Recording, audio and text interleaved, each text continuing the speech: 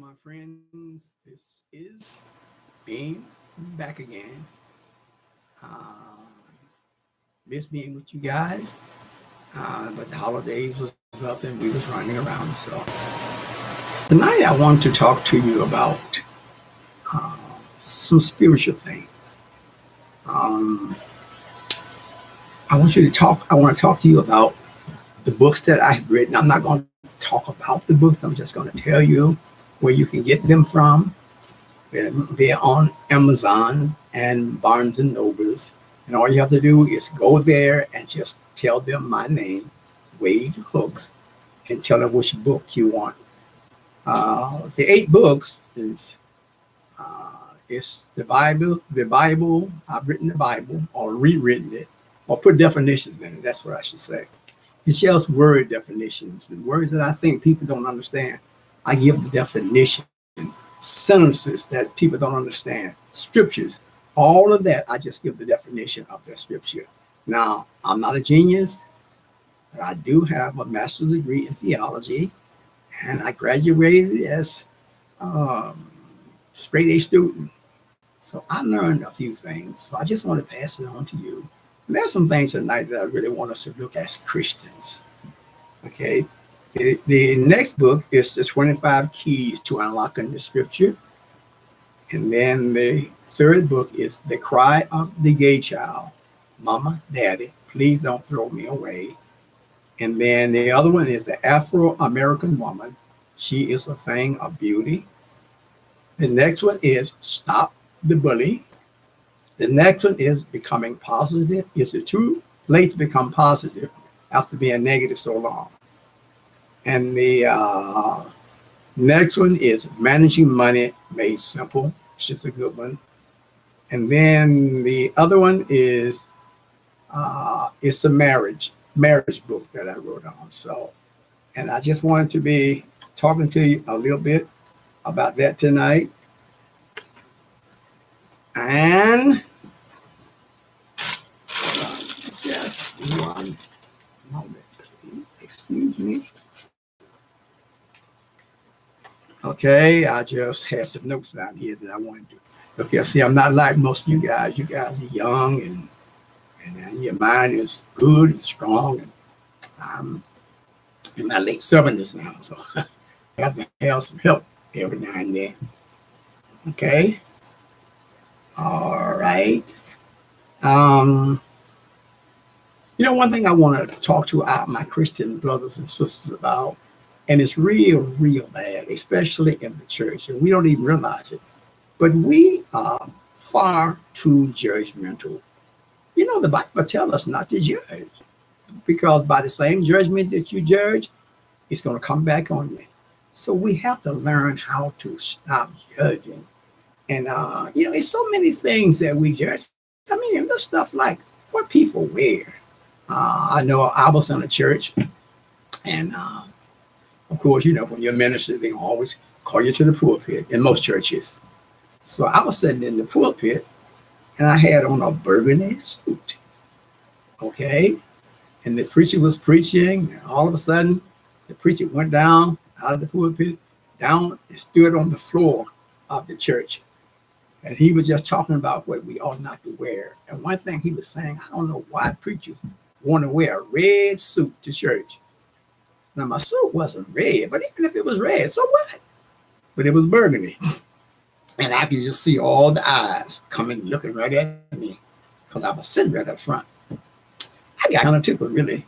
And he was just going about that red suit. Why did they want to wear a red suit? Then finally, he came back up in the pulpit. And when he came right up on the side that I was sitting on. And when he saw me, he went to the podium and he said, well, what I was really saying was, I said, no, you said what you were saying. But we need to, it's too much that we need to be taught. We need to learn how to teach. We need to learn how to be real. Be for real. Um, One of the other things I want to ask you, I've really been thinking about this. I know in the church that I came up in was real, real strict. It was all about what you could not do. You can't do this and you can't go there and you can't eat this and you can't eat that and you can't wear this and you can't wear that. And you know, I thought about something. I want to ask you a question, folks. I know the audience. I know you're full of smart people. So I want to ask you, especially you Christian people, what is gambling? What is the definition of gambling? Gambling is using money to make money. Okay, do you agree with that? Okay, keep that in mind. It's to use money to make money. Okay, how many of you got money in the bank? How many of you got a savings account? Huh? Well, what you're doing is you're using money to make money. Jesus gave a real good story about that. You might remember the story where he talked about the man, uh, the rich man. He had a lot of money, so he was going away for a while. And so he told three of the people, he said, what I want you to do, I want you to take, I'm going to give you 5 talents or 5, it was money. And then the second one he gave 2, and the third one he gave 1. He said, I want you to make some interest. He said usury, but that's what it is. Okay, so make a story short.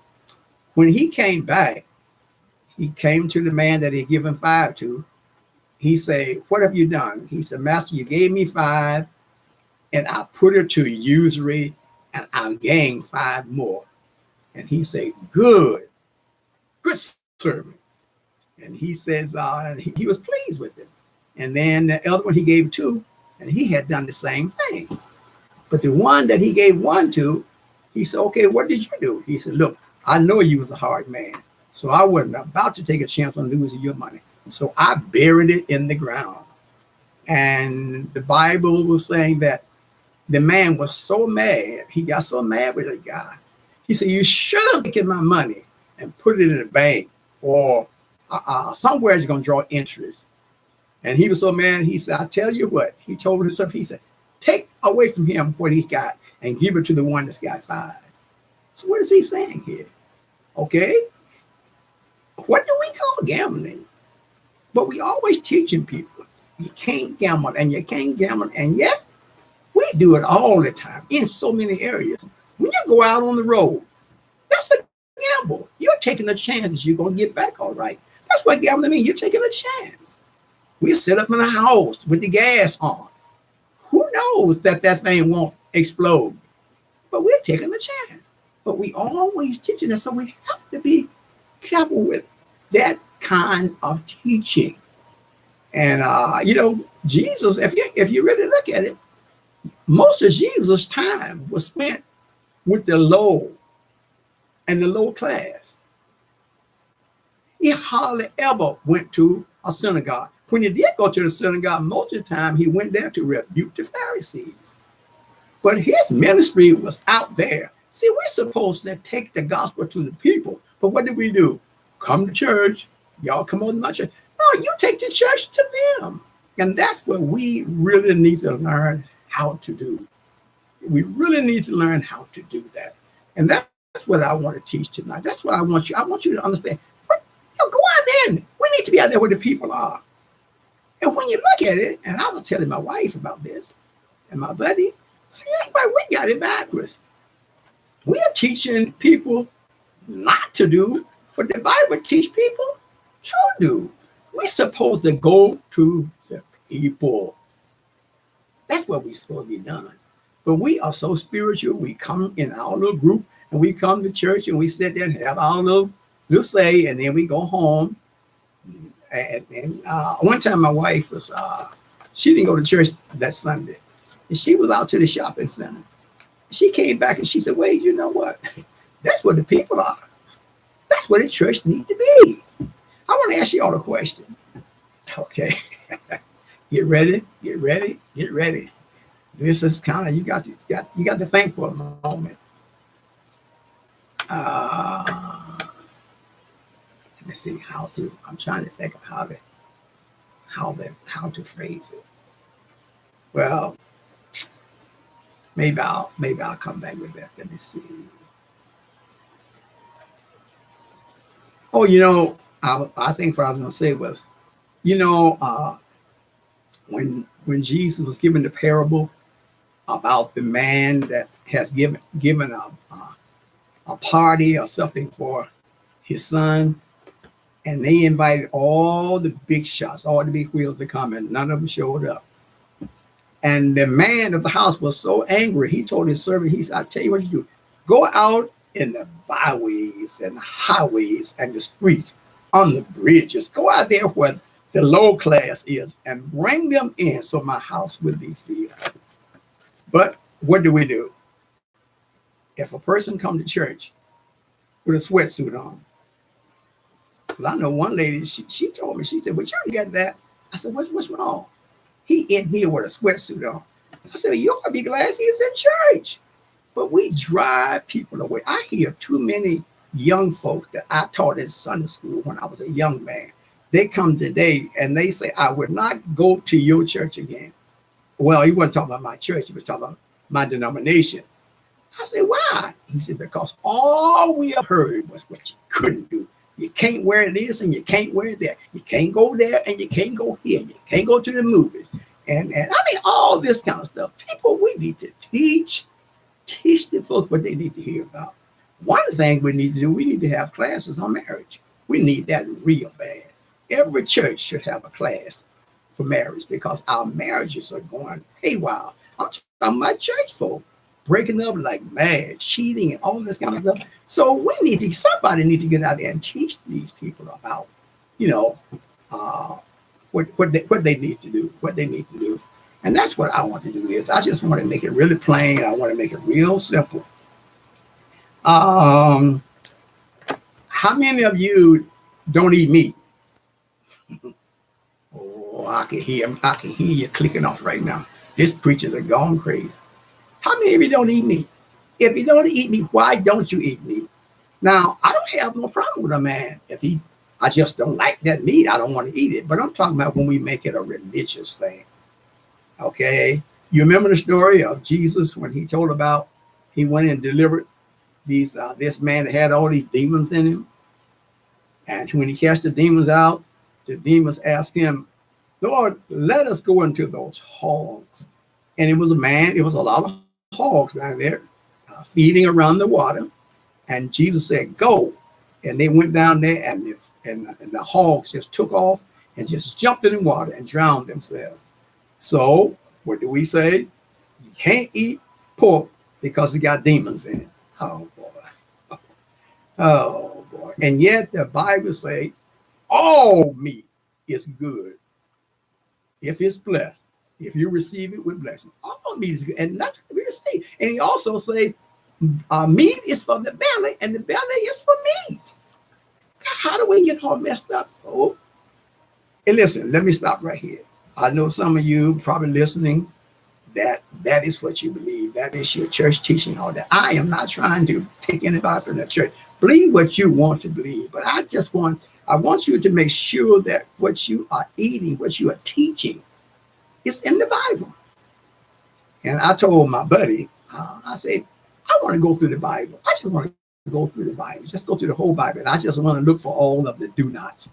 That's all I want to look for. What did Jesus tell us not to do? But if you see a lot of things what we say that he told us not to do, he told us to do. Go out. We're supposed to be out there. Okay, I'm trying to hurry along here. I don't want to keep you up too long. That's a nice little, it's a cute little story.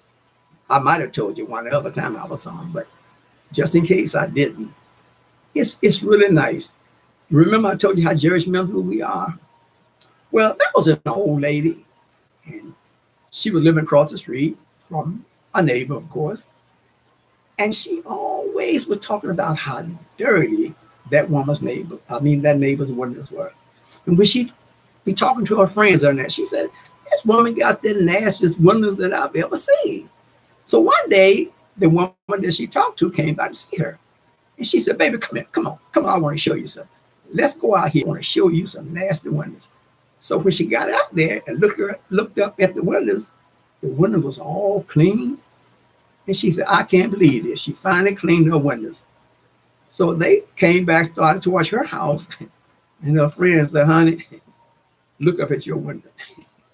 It wasn't your neighbor's windows that were so dirty. It was your window.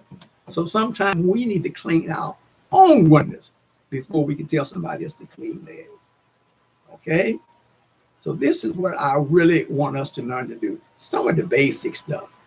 I know I was preaching one night at our church, and on Tuesday night they would have different preachers would speak. It was my term that night.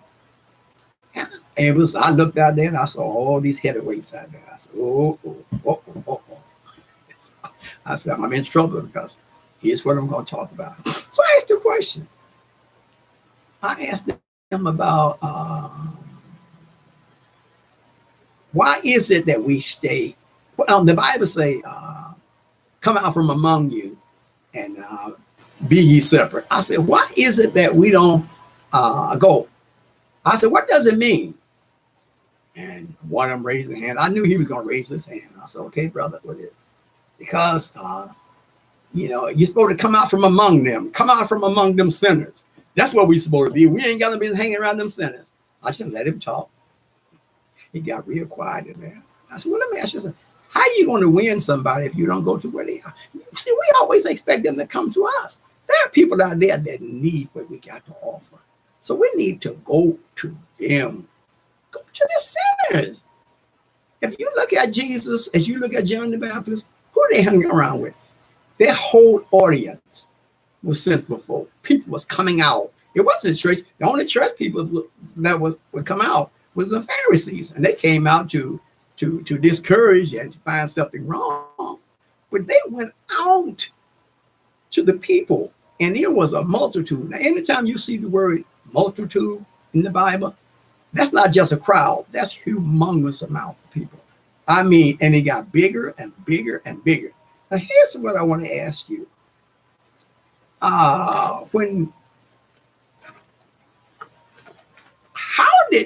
Jesus was preaching to a whole bunch of folk.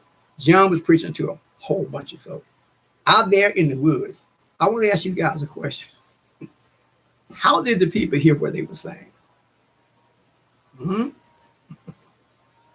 How did the people hear what they were saying? One time, it was so many people out there, Jesus had to get in a boat and go out in the water and teach the people that was just good gobs of people. And I think about that sometimes. My wife tell me, wait, nobody thinking like you. I think about that. How did the people hear? Now, you can go in your church, especially if you got a pretty good sized church. If you turn the microphone off, some of the people that's sitting in the back won't be able to hear you. But Jesus and John was out there in multitudes, and they preached, and they all heard. What is the answer to that? Well, I'll tell you what I got. It's a miracle. It was a miracle. It was a miracle. They didn't have no microphones back in those days, but the people heard what they said, and every day the crowd would get bigger and bigger and bigger. And one other little thing I want to hit, I really thought about this because I don't want to offend anybody. I don't want to offend, especially our religious brothers. And everybody got that rights what they want to believe.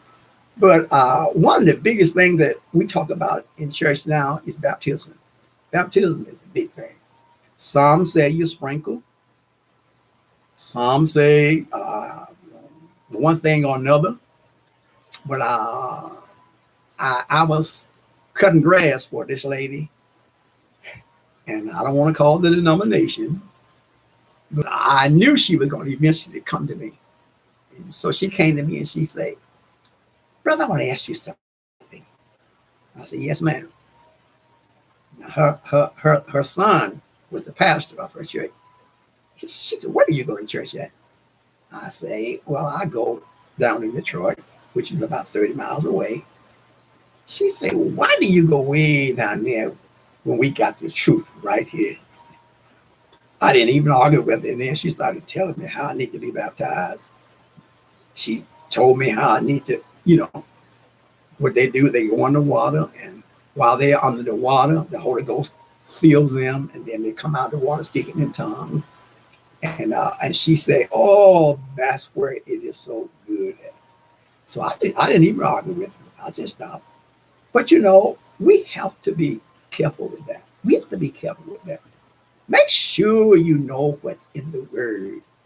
Because again, I go back to what I said at the beginning. We are too judgmental. We're too judgmental.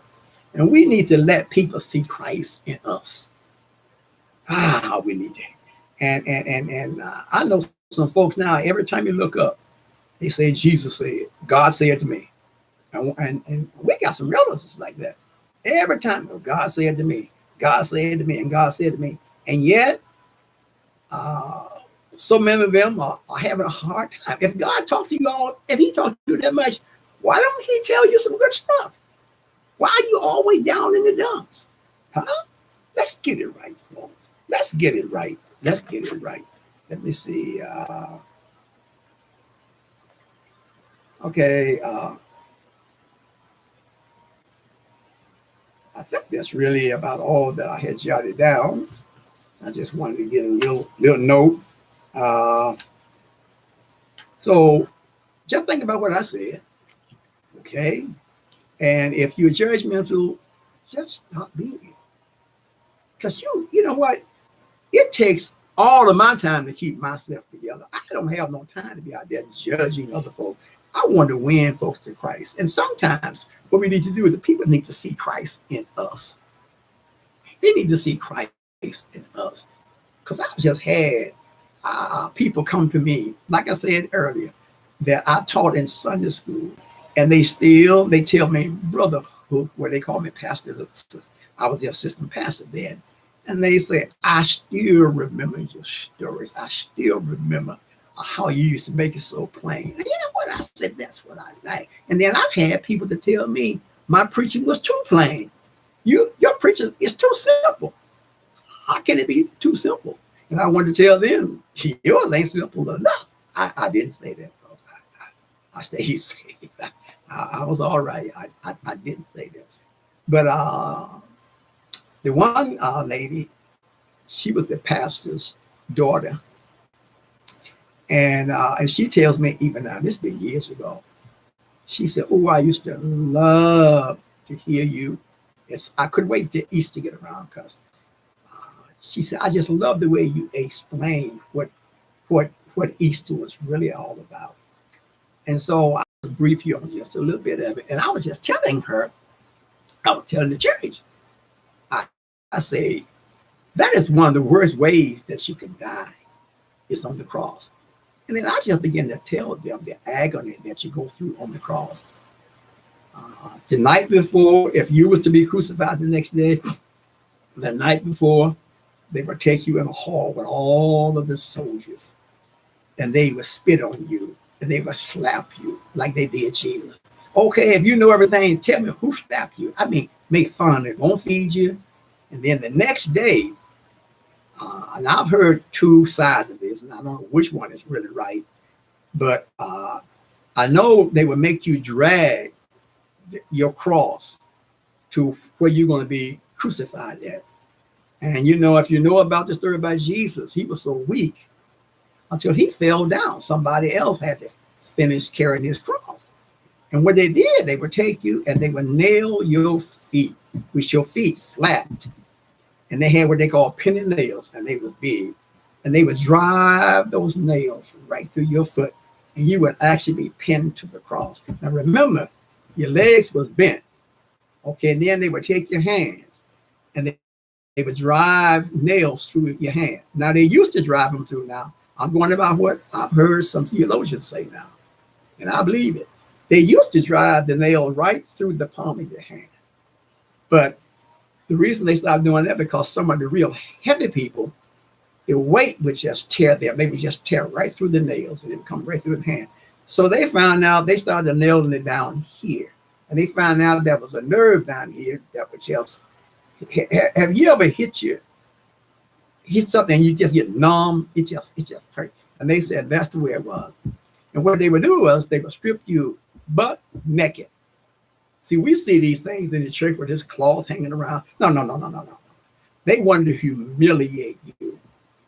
And so what they would do is they would take your clothes and give it to the soldiers around the cross. Now, again, this is humiliation. While you are suffering, while you are dying on the cross, they are down there gambling for pieces of your clothes. Okay, we got the right sleeve here. Who want this? And they were gambling around there for that. But when it came to Jesus, Jesus had a robe. See, a lot of you guys, y'all think Jesus was poor. Jesus was not poor. In fact, Jesus was real wealthy because when he was born, all of the kings around the world, they brought gold and frankincense and myrrh to him. All that was rich stuff. And he had a coat, and it was seamless. Now, I really don't know what that means, but it meant something to them. And so when they got ready to gamble for Jesus' coat, one of the soldiers looked at him, oh, we ain't gonna cut this thing up. He said, this thing here is out of sight. So we're gonna gamble for the whole, whoever wins, we get the whole coat. And so, and then when you was hanging on the cross, oh boy, this gives me some chills sometimes just thinking about it. What you would do, you would just scoot down. Your body would just scoot down. Now you're hanging with nails up in your hands or your wrist, and you would get feverish. You would just get a fever. Now, theologians have said that there have been people that went stone mad crazy on the cross. It was just a horrible way to go. And the people that died at church, laughing at you, telling you to come down, all this kind of stuff. And the only way you can breathe is you have to push up. Now think about it. You are pushing against some nailed feet.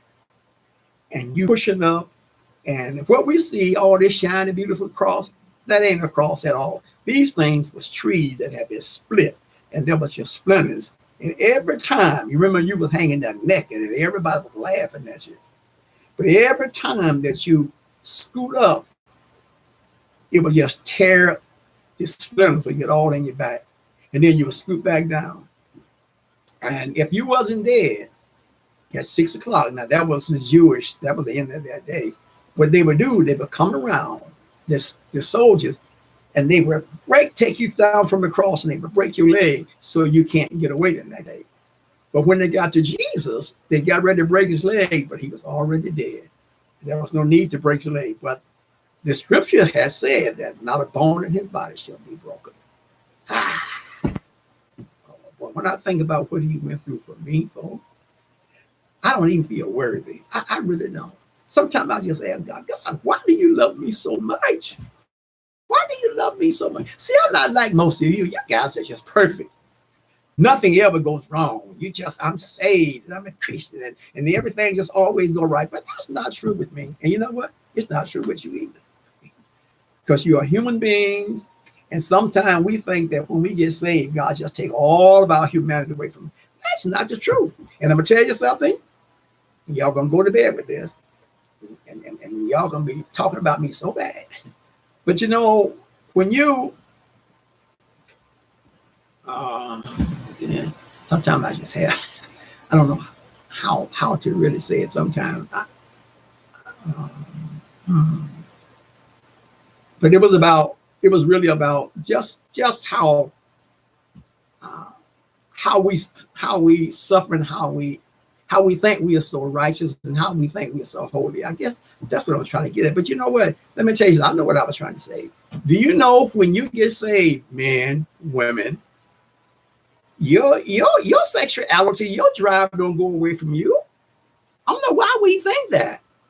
But God gave it to us and he wanted us to use it, but he wanted us to use it in marriage. Okay? But you walk around and everything don't bother me. Nothing bothers me. And I heard this one man, I didn't actually hear the man, but one of my buddies, he was at a church down in Detroit, and this old preacher was preaching, and he was teaching these young men. He said, when I got saved, women started looking like trees to me. And I said, I'm so glad I wasn't there, because I would have stood up and I would say, okay, if that's true, you're either crazy, you're either gay or you're lying.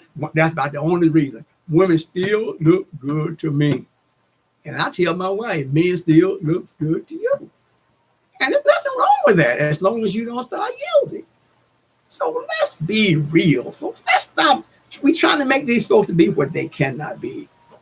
And we're driving people. Instead of bringing people in, we are driving people to work away. Sometimes one day just don't go to the church and just drive around the neighborhood and just look at the churches and you watch the parking lots. I mean, I went around one day and I mean, some of the parking lot had 5 people. And some churches think, oh yeah, because see, it ain't all about the crowd, but it is about the crowd. Jesus brought multitudes. So we are to go out and we are to win people. How are you going to win people? Stop trying to be so holy. Everything, you know. And there are words that we can't use. I mean, and it's really, they are words, but we take words and we make them dirty and we make them ugly. And I'm going to take a chance here. I was at this church and this preacher was preaching. It was Easter. So he was preaching and he was just, you know, one of the places in the Bible, it talks about, they call a donkey, in those days, a donkey was called an ass, A-S-S.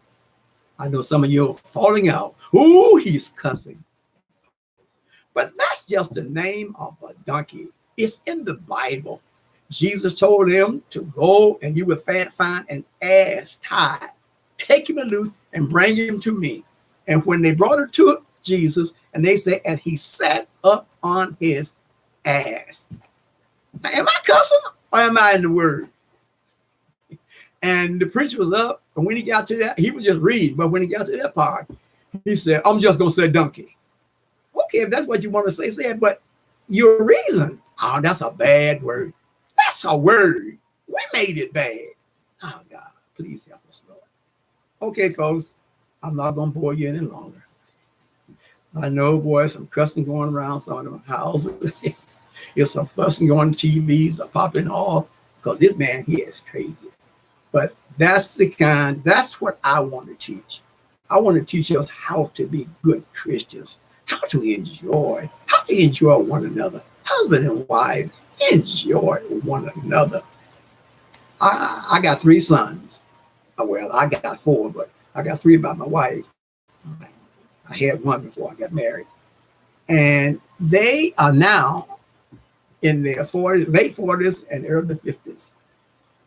And they were telling their mama, you know what? We had a good daddy. And you know what? Man, that makes me feel good. That really makes me feel good to know that my son, grown folk now, are saying that I was a good daddy. He said, Daddy, they said Daddy took care of us. Oh, we went on. I mean, we went on vacation. I mean, and that's what I wanted to do. And I told my wife, I said, you're never going to want for anything because I'm going to work as hard as I need to work to make sure you get everything that you need. All right. All right, good folks. I guess that will be it for tonight. Right now, I'm coming on like every Monday. And then we might start to come on a little bit often than that. But every Monday at 6 o'clock Eastern time, we'll be coming on. And we'll be doing different subjects, okay? And I'm going to be teaching out of my books. Some of you have already heard about the money book. And a lot of folks just love that because, I mean, it's just amazing. It's like a miracle to teach you how easy it is to save money, how to get out of debt, how to stay out of debt. All right? All right. I'm going to say good night, and you guys have a good night's rest. Love you. Bye-bye.